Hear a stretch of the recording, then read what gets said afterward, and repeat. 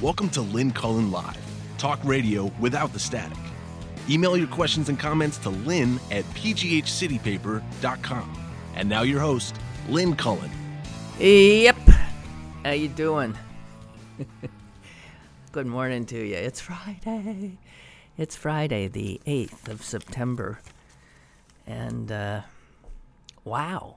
What can I say? I couldn't believe it when I woke up to, first of all, the Patriots losing. That makes my day. Secondly, to this 100-year earthquake in Mexico. And I must say, Guatemala looks even closer to it, so I'm not sure why we're not hearing information about the impact to Guatemala. Maybe we are, and I just haven't seen it. And Irma, she keeps on a-coming. And Jose, which is right on her tail, has now been upgraded to a Category 3 hurricane. He's right behind her. And he's taken the same path. So these places like Barbuda, that is almost totally decimated, is about to get finished off. St. Martin's, about to get finished off, I guess. It's really unbelievable. And, as usual, the European model appears to be the one that has been correct. The American model kept shifting in the wrong direction, and now it's finally, I guess, realized its mistake and come back. And it's just going to be right up the middle of Florida, I guess. And since the storm, if you just look at it, is wider than the state of Florida, it's literally going to swallow up the state. By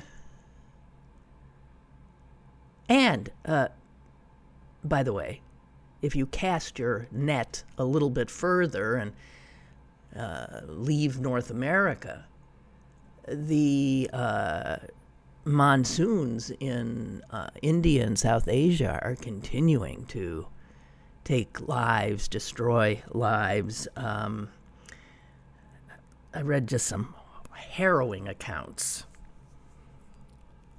of things that are happening in India right now.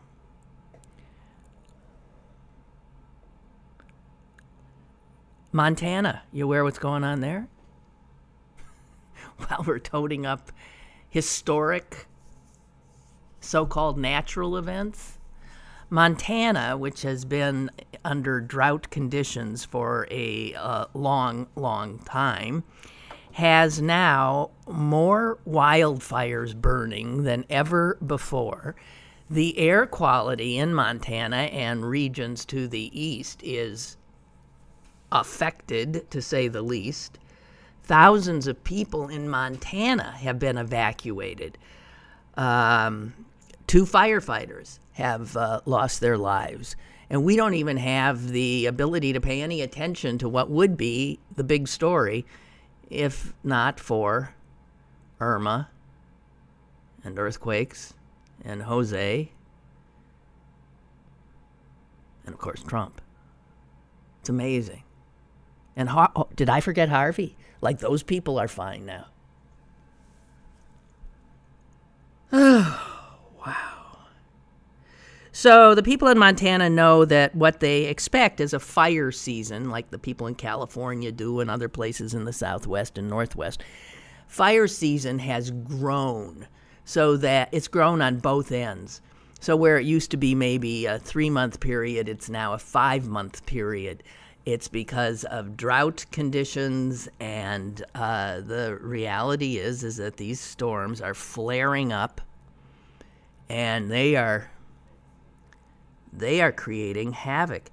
I mean, I can't even imagine what it is to evacuate thousands of people in Montana when I don't even know that Montana has more than 1,000 people, does it? I know by square mileage it is undoubtedly one of the largest states of the Union, but it has to be one of the, if not the, most sparsely populated, so that each Montanan must, would be able to have like a Texas-sized ranch all to themselves or something. So if you're talking about wildfires that require thousands to be evacuated in Montana, wow. Los Angeles, as you know, the city under a state of emergency this week. Also, wildfires burning closer and with more ferocity. Also, Idaho, Utah, Oregon, Washington, they are all, these western states, dealing with larger, more, and you see the word, exceptional drought and wildfires. So I'm just saying. And apparently, the wildfires are such that if our air starts getting a little hazy, it could well be that that's from the Montana wildfires.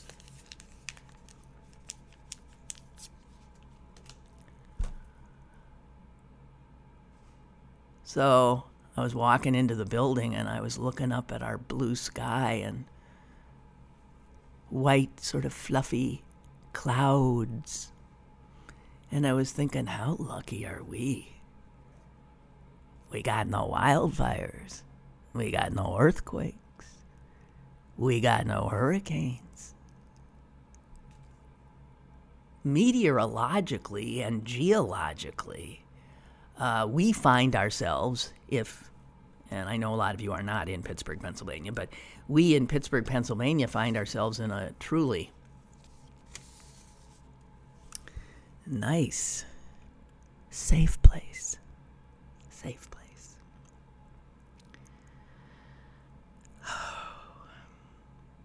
So, guys, as usual, I don't even know where to go. Oh, maybe since I was just talking about the meteorological things, let me do the obit of the day, or the week, since I don't know that I've done an obit all week. And I do this because it's meteorological. It's a guy who was obsessed with cataloging every minute natural change in climate in his hometown. His hometown was New York City. And he was a school teacher, but he became obsessed. And he had one of these brains that retained everything. So that if he'd be reading an article and he'd see that something was said about the greatest snowfall since 1862, he would immediately say, "What? That is not correct." It was. So this guy was known, especially by anybody who was a meteorologist in New York City. You often heard from Stephen Feibisch, dead at the age of 80, an amateur climatologist. And one of the local meteorologists in the Big Apple says, I never knew him to be wrong once. Never.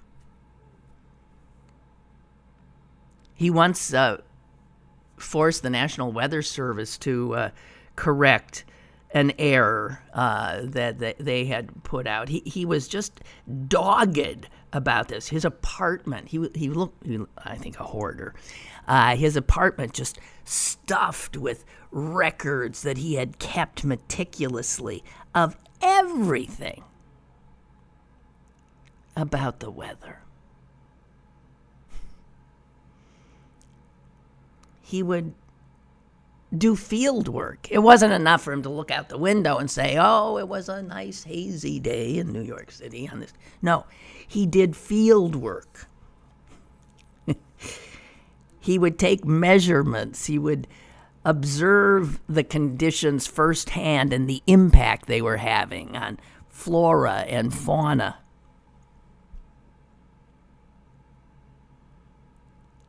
The weather was everything to him. The building he was living in even had a meteorological name. The apartment building was called West Wind. Anyway, Stephen Feibush is no more. Weather for me, he said, is the boundary between natural science and human history. And you know what? That's a real fitting thought for what we are witnessing now. There is no doubt that the boundary between the natural world and its impact on human history, or for that matter, what we have come to understand, at least some of us, that human history now has had a huge impact on natural science.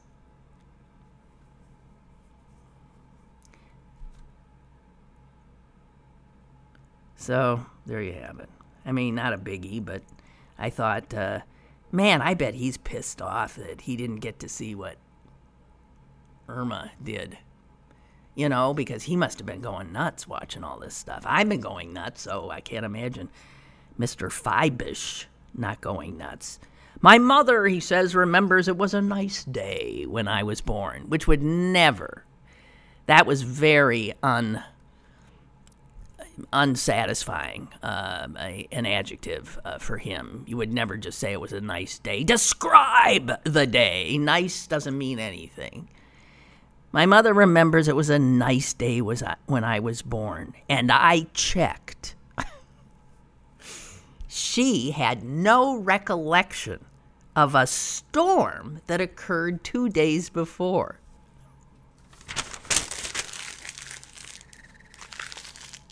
Well, you know, she had bigger fish to fry than the storm. She was carrying you in her insides, and you were starting to make rumbling noises like you wanted out. So, I mean, I think maybe a storm would not necessarily have been noticed.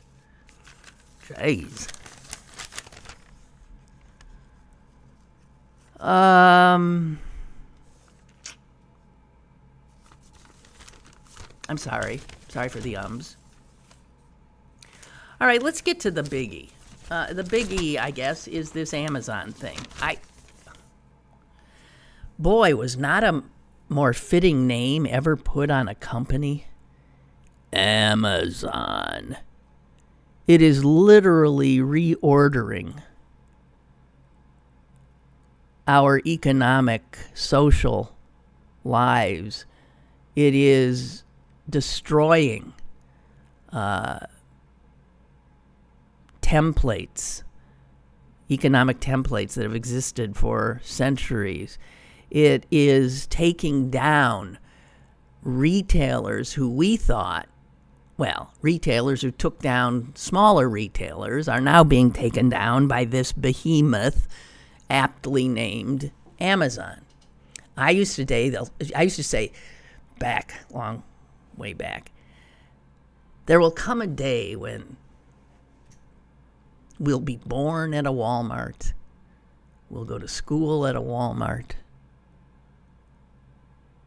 We'll die in a Walmart and be buried at a Walmart. You just move from section to section. And I was incorrect, because Amazon's going to take them down. We'll be born in an Amazon facility. We'll be schooled. I Amazon, the behemoth. So anyway, Amazon is headquartered, as I'm sure you know, in Seattle. And actually, 1 out of every 5 people who are employed in Seattle are employed by Amazon. Amazon totally remade that city. And that city is not, that city has seen the inception of some pretty huge and successful businesses, right? I believe Microsoft was there first. Yeah? I'm not sure about that. Starbucks. But it's Amazon that really took it over. And Amazon has now outgrown Seattle and needs to find another place. It intends to build its second headquarters somewhere in North America. And it has made an unusual public statement essentially saying, we need to move to another city. We're still staying in Seattle, but we're going to have a second headquarters. It will be every bit as large somewhere else. And it sort of announced a bidding war. Like, show us what you got. And it's put out a wish list of what it wants in a city. And cities are falling all over themselves. Right now, I wouldn't be surprised if the mayor and the county exec and some other folks aren't sitting in a room desperately trying to figure out how to make their pitch. Stories are being written in the Wall Street Journal, the New York Times, the front page of every city in this country today, I'm willing to bet you, talks about how do we get them.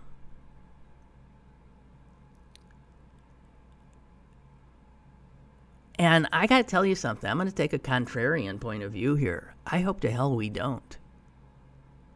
I really hope to let them go somewhere else. I really hope to hell we don't. We got a lot of the stuff they say they want. We've got the universities. We've got we've got the kind of students that they would be looking for. We've got a low cost of living, which is one of the things they said they were looking for. I guess so they can run it up. Because the reason I don't want them here is all you have to do is ask someone in Seattle, tell me what happened to your quality of life in the last 20 years. The cost of a home there now is ludicrous. And that has an impact on what a city is like. It sends regular people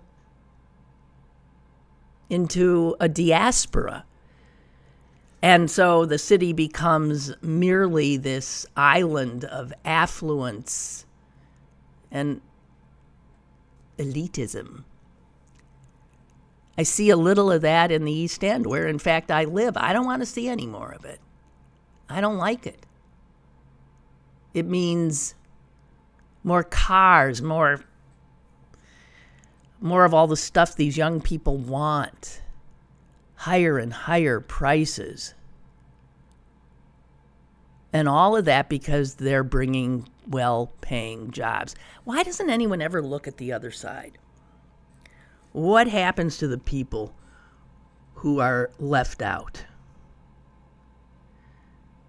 So Amazon has, I'm looking at whose article is this? The Wall Street Journal or the New York Times? I don't know. Amazon has put out this meticulous list that all the mayors and governors are now poring over of what they are looking for. And they have flat out said up front, but this is not surprising, that new laws may have to be passed. to give them the incentives that they will require to deign to relocate to your town. Right there, I get a bad taste in my mouth, frankly. I say, go somewhere else and ruin the unique character of that city. But Pittsburgh is a wonderful town. And it would be, the Pittsburgh we know would be destroyed. But all anybody ever thinks about is money.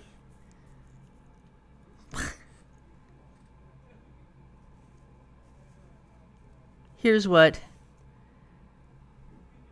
some research group that tracks economic development says. This is the trophy deal of the decade. What governor, what mayor doesn't want to stand on a stage next to Jeff Bezos to announce a deal like this? Yeah. I say short-sighted. So here's what they want. They want a city with a metropolitan area with more than 1 million residents. We have that. It wants on-site access to mass transit. I don't know if we can offer that. Do they mean a bus stop? I don't think so. They want a commute of no more than 45 minutes to an international airport. Well, on a good day, that's pretty much what it takes, right, to get to ours. And they want easy access to a major highway, no more than 2 miles away. So they want public transportation at their door and 2 miles away from a major highway. And they want fiber optic internet connections and a coverage map showing strong cellular phone service. They want all these cities to give them their traffic congestion figures, so, which would, of course, as I say, go nothing but up if they were to choose us. They want lists of universities and statistics on the qualifications of local workers, also requesting a diverse population. We don't do well with that. And recreational and cultural opportunities. We do well with that. They say that their new headquarters will have as many as 50,000 employees. So those would be 50,000 new jobs in Pittsburgh.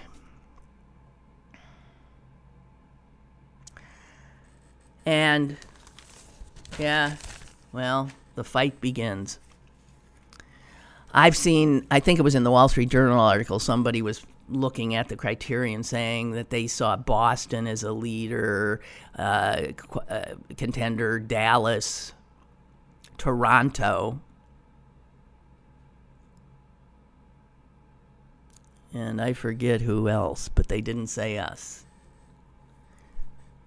I know it's heresy, but I don't want any more. I don't want any more success. I don't want any more these big tech companies coming in with their ethos and their smart young people. We got enough. I just don't want it. Because what happens to most people? Most people in Pittsburgh will not work there if they were to come. They would just find it increasingly impossible to find affordable housing. They would find it harder to get to wherever they were going. Even as the city fathers, and I say fathers advisedly since you just don't see any women when the power brokers get together here in Pittsburgh. You still don't. You just don't see them. You don't see any minorities either, do you? Anyway, so there you have it. I'm not into it. I first heard about this last night at dinner when I was having dinner with two people who are up there in the University of Pittsburgh, and they were just, did you hear about, oh my God, the Amazon thing? I said, what Amazon thing? They were shocked that I didn't know it, but of course that would have gone like wildfire through Pitt, CMU, and the other universities. Yeah. So, guys, I am going out to see the new studio after the show today. I cannot wait. I mostly cannot wait because do you realize that for the last 2 weeks I have sat in this room, and I'm now by myself. I sent the other people who were just sitting here. I said, go away. I mean, there's no reason. You got work to do. They got work to do. So I'm sitting here in this room all by myself, and I'm talking, and it's odd. It's really odd, and it's very difficult. And I want to say that I so miss being able to take a call. There are times, listen, sometimes there's calls that I think, oh, God, I have to admit, not all callers are, music to my ears. But really, I'm missing mostly your voices. And I thank anyone who emails me. Lynn at pghcitypaper.com. That's Lynn. Chuck writes. Hang on there, Chuck. I'm getting you. Chuck writes, Lynn. In addition to Harvey and Irma, Category 3 Hurricane Jose is literally, yeah, that's what I said. You must have written this before I said that. Is literally riding Irma's coattails. And Category 1 Hurricane Katya is strengthening to a Category 2 and will make landfall on Mexico, which, of course, is now struggling to get itself back together after the earthquake. I can see where people who think the apocalypse is upon us are starting to get, yeah. You start wondering, what the hell is happening? But of course, in years past, big events like this, natural events, would occur around the globe, and you wouldn't necessarily know about it. But in these days, one does, and you know about it in such detail, and your television sets will take you right to the middle of it so you can experience it. It's almost like, the world is too much with us. So that's, let's see, H-I-J-K, Harvey, Irma, Jose, Katya, L is the next hurricane. I would like a Hurricane Lynn. I have not been aware that there has been one. Has there? Maybe. I would like a Hurricane Lynn. I would. Lynn's such an insipid name, and it doesn't sound like a good name for a hurricane. I remember making fun when we first heard of Harvey. Hurricane Harvey, I said, before it was looking too outrageous. Doesn't seem like a good hurricane name, but, it is. So, L's next. Anyway, back to Chuck. My nephew works for the University of Miami, and the university told him, leave the state. Do not return until we tell you you can come back. Oh, I want to ask you a question. So when they say that they're setting up shelters, they're telling everybody to get out, but they're still setting up shelters in the places that they're telling everybody to get out of? How are shelters any better able to? I don't quite understand. There's things I don't understand. With all the coverage, you think at some point somebody would have answered this question for me. I don't understand. And what do they do for people, again, the least of us? Maybe homeless people. Maybe people who aren't homeless but, are working mightily to keep from becoming homeless. Who don't have any money. They don't have a car. They can't pack up their car and get out. They can't get an airplane ticket and fly out. They can't afford to get out. They can't afford, because where do they go? And once they get there, they don't have money for a hotel or a motel. What happens with all of those people? There's so many of them. And it is absolutely mind-boggling.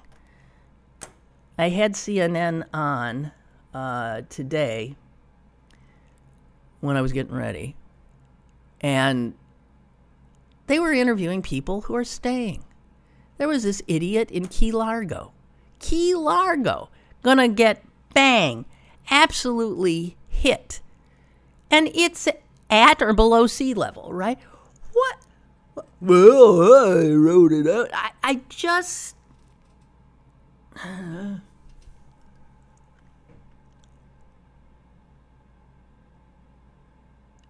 And when people refuse to do what they are being told to do, I don't think rescue personnel should put themselves in harm's way to then collect them.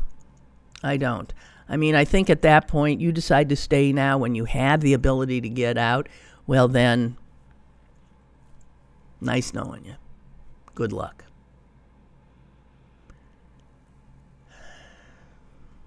Back to Chuck. So the University of Miami told his nephew to get the hell out and don't come back till we tell you. And they said it could be months. Wow. Until the university reopens.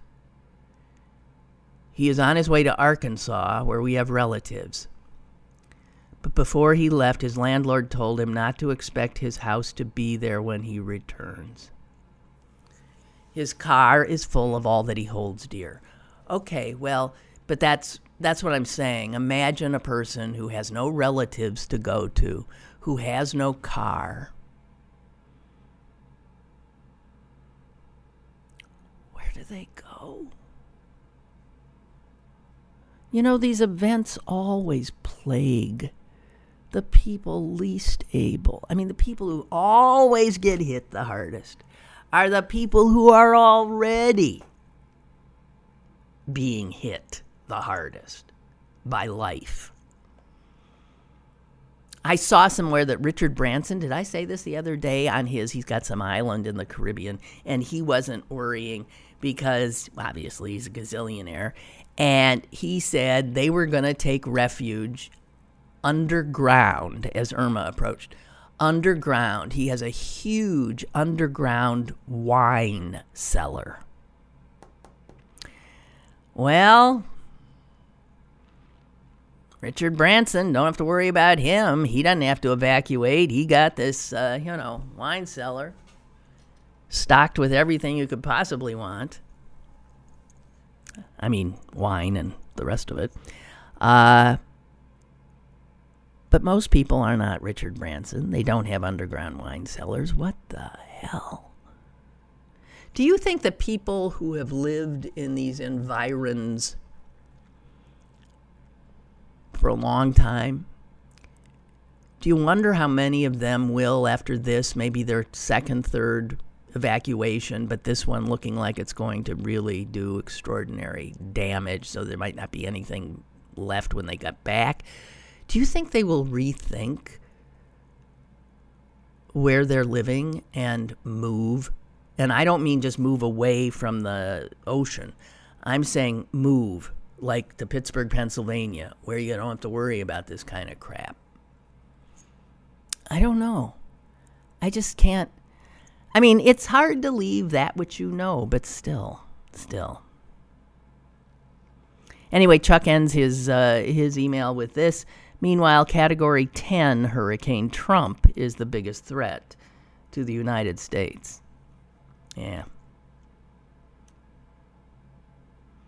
Somebody imagined a tweet that he might send.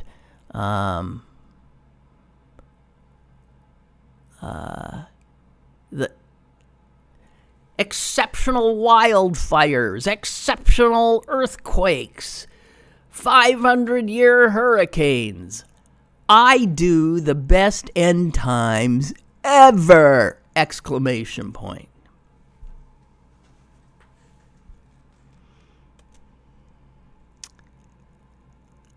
All right, so Barbara is sending me the latest on this earthquake. So this is the strongest to hit Mexico in 100 years.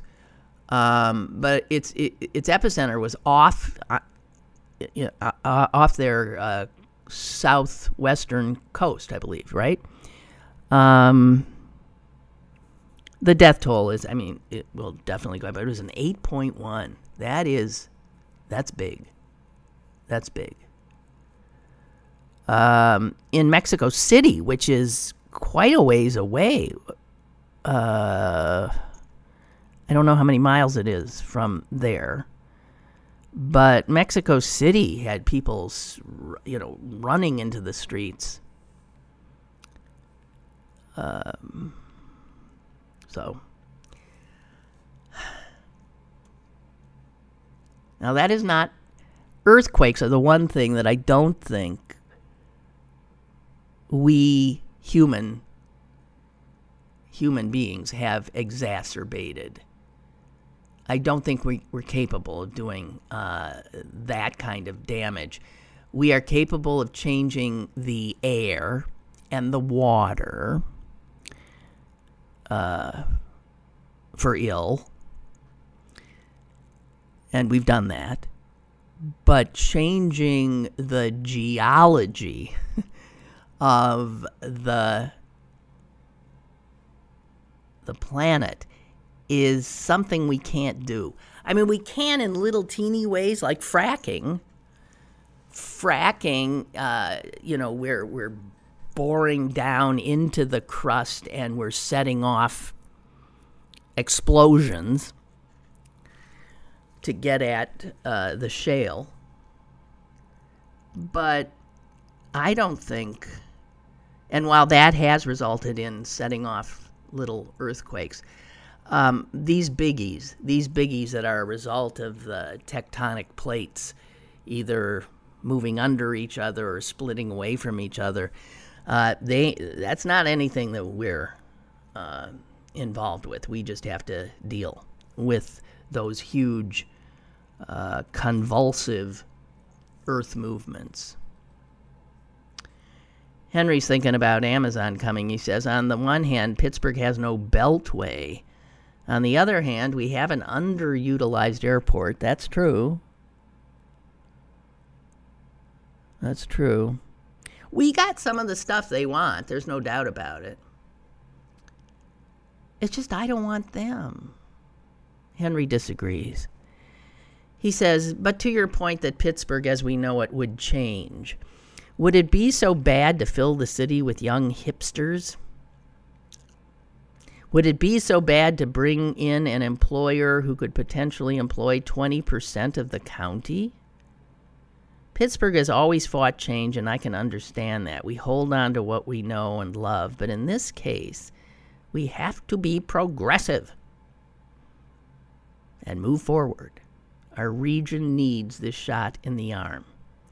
Well, Henry, I defer to what will be the vast majority opinion. Something about that sentence isn't right.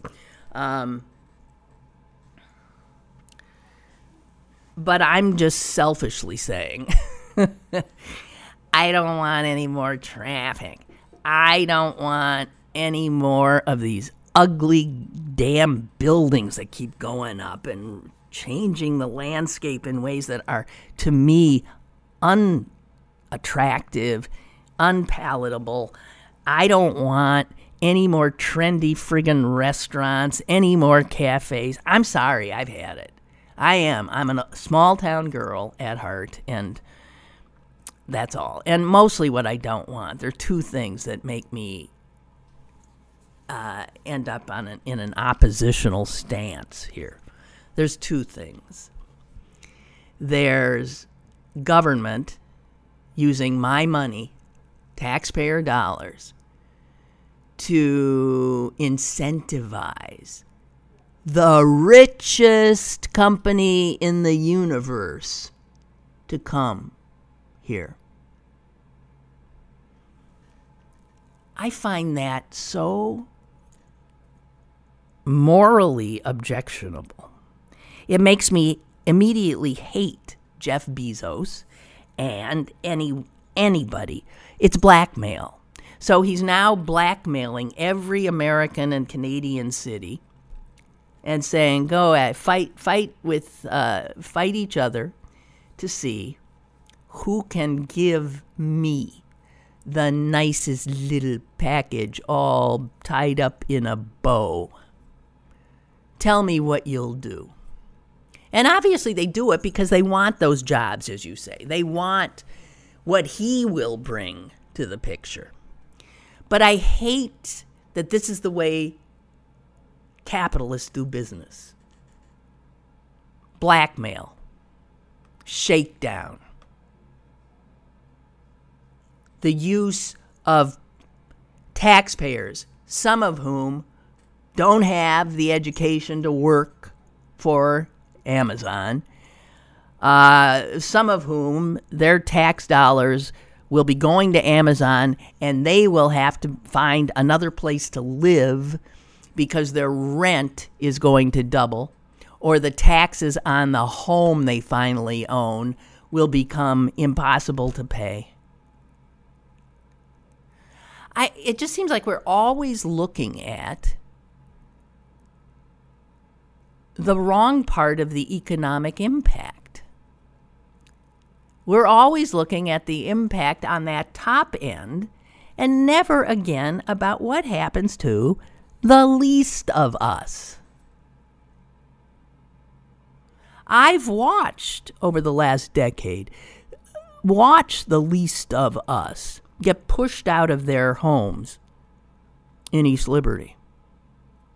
I watched it. I watched the buildings they live in implode or be ripped apart. And this is progress, I am told.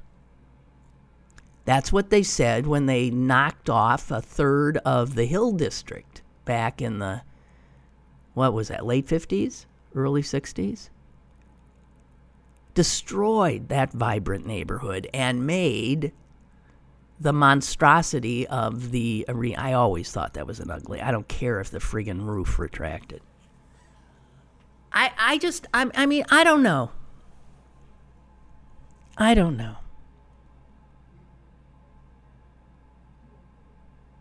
The one thing I thought that made me happy, as a purely personal, it's ridiculous. I mean, it has nothing to do, but my son's best friend works for Amazon. They've been friends since school days here. And his family's here. And I'm sure he and his family would just love it if he could come back here. And he's a bright, young immigrant, person of color, all those things that Pittsburgh could use more of. Muslim. I don't know. I'm just being contrarian, okay? But I wish we would look more carefully at these things and not be... Henry, I completely understand what you're saying, but I'm still... Brooks says an example of laws changed and created for the good of an industry would be the fracking industry. That is true. Look what we did. I mean, we did everything to get those guys here, and we refused to even tax them. When every other, we have no extraction tax. Even Texas has an extraction tax. Even Oklahoma. States, red, red, red, red, red. Brooke writes, we literally slaughtered our environmental regulations to allow the fracking industry to come into the state. Yeah. Brought a lot of jobs, brought development, but those jobs are already disappearing, aren't they? Because now there's a glut. And a lot of the big jobs never were here. They brought people in from Texas and other places. I don't know. I remember sitting in a restaurant at the airport one day. I can't even remember why. It had to be a plane delay or something. And talking to two guys sitting next to me who had flown in from Texas. And they were going to be trucked down into some rural area in Pennsylvania. They didn't know, but they were coming in to work in the fracking industry. And so I'm thinking, well, those aren't Pennsylvanians. I mean, there's people flying up here and they're taking the jobs that we were supposed to get from, like, destroying our environmental regulations and all this other stuff and then not taxing them on top of it. I don't understand. I don't get it.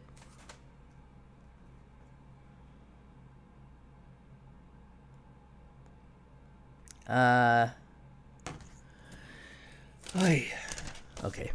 What we got? Okay, so changing subjects, although feel free if you want to, email me on anything that's been discussed prior. I just want to quickly change to this subject of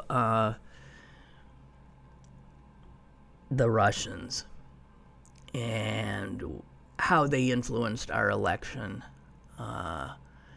to keep Hillary Clinton from winning. And I don't think it's that they like Trump so much. They just hated her that much.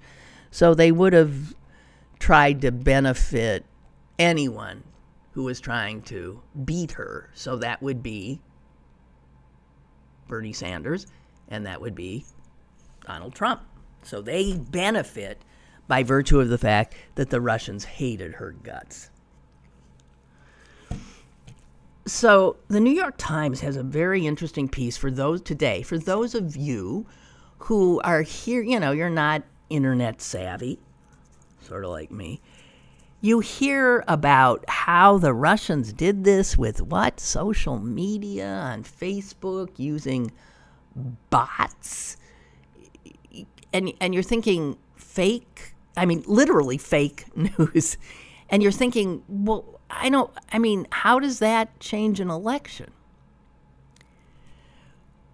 Well, there's a front page piece that gives you just the slightest beginning of a glimmer of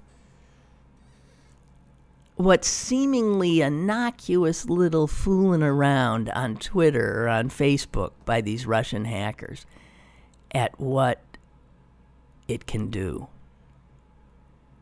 to instill certain ideas, spread certain stories, create certain havoc. And this new world we live in, I don't really know how you police any of it. I mean, we just found out that, what was that? Who was that? The credit card, the credit rating place that just got acknowledged it got hacked. And almost 200 million Americans' Social Security numbers, driver's license numbers, all that were compromised. Well, the odds are yours was, mine was. So what are we supposed to do? Okay. If your information is not in the hands of some hacker somewhere, then you're living a charmed life. That's all I can figure. So we live in this ridiculous world now in which you spend money trying to keep your stuff secure and private. And it's all a bunch of BS.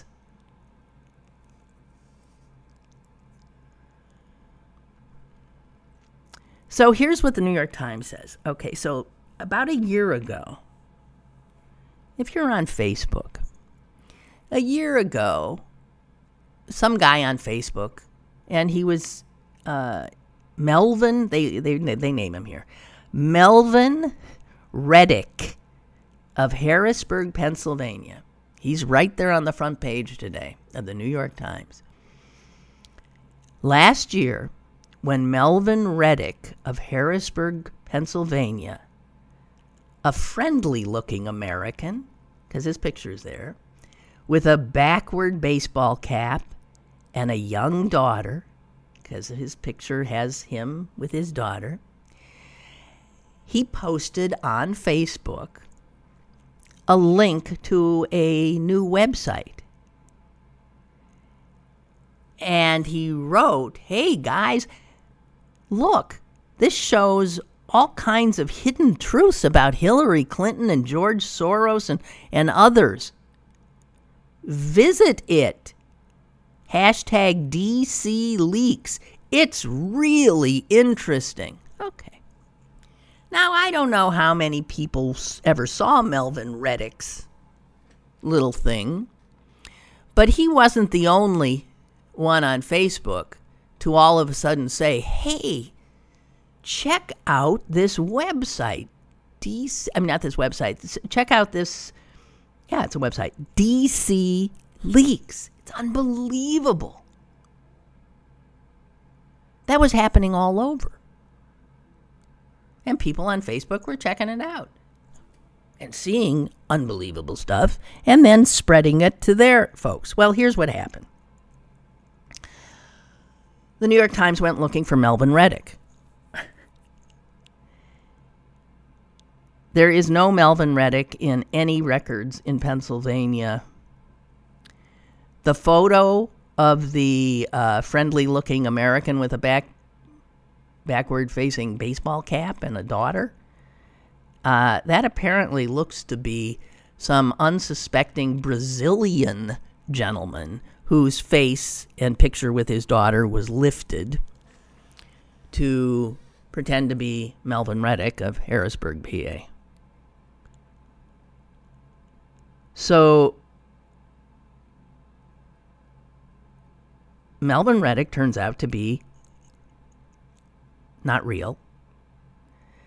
And his posts that morning, about a year ago, were among the first public signs of an unprecedented foreign intervention in an American election. Because you have to multiply it over and over and over again. This was the vanguard of a cyber army that invaded us. Counterfeit Facebook people.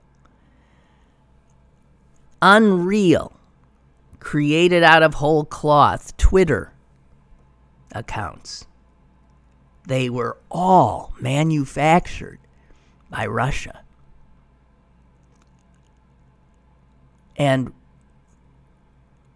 believe me, people who understand this stuff are still trying to sort through what they did. And what they did worked. So, these two huge 21st century entities, Twitter, Facebook, they were essentially used by the Russians as engines of deception and propaganda.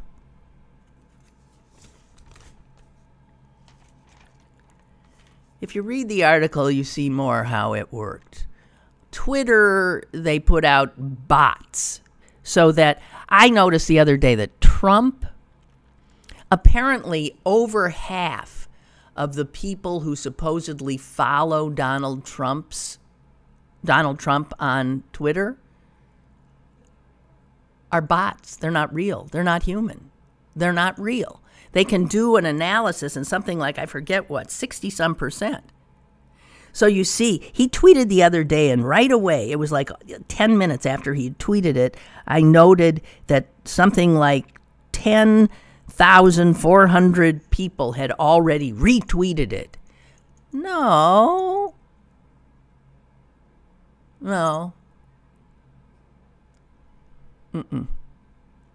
These aren't people. Well, if you follow it back, you find somebody up to no good, trying to influence what people think, what people read, what people know. I cannot tell you. I have a friend who's always saying, he'll say something and I'll say, where did you get that from? I saw it on the internet, he said. I said, do not ever say that to me. That is not, no. It's a cesspool. Yes, there's real information, but you're being messed with.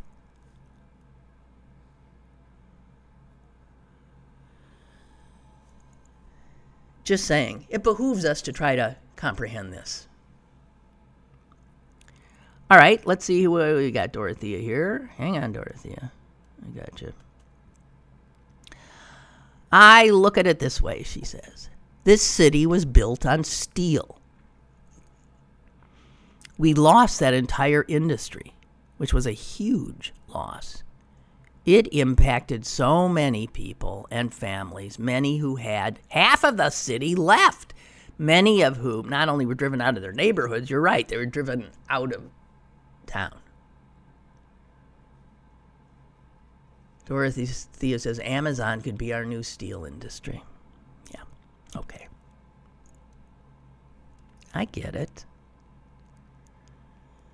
Chris writes, oh, Lynn, I'm sorry to tell you, but the next named hurricane, because I guess they come up with these lists every year before.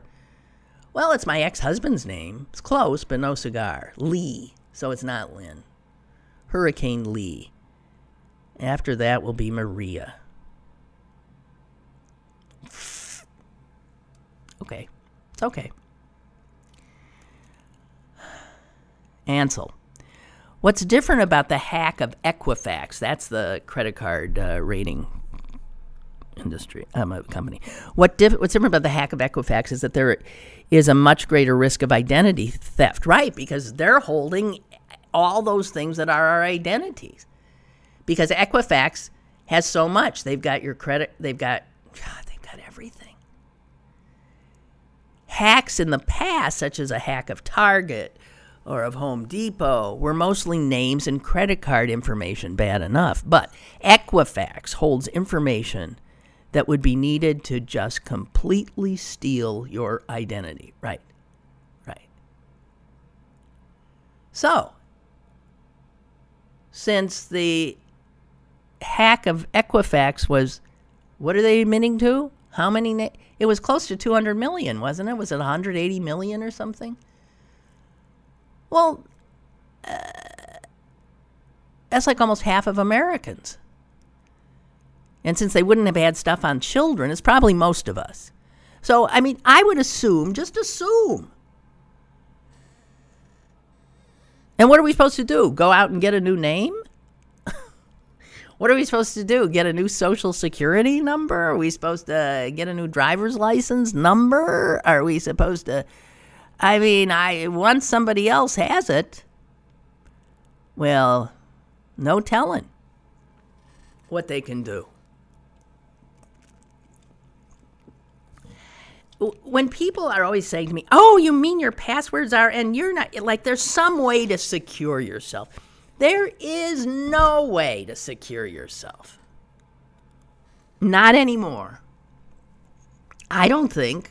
I mean, I don't understand half this stuff, but if I'm reading between the lines right, it's a fool's errand. Can't be done.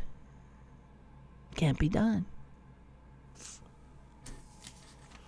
So anyway, I'm stuck on the air until Sweet Carlo comes in and gets me off.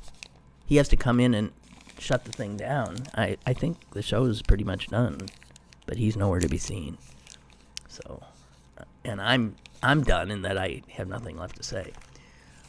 So I'm stuck a little bit here.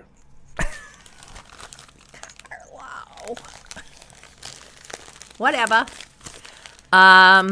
So next Wednesday, guys, we'll have Monday and Tuesday here, and then toodaloo, and off I go again to another place.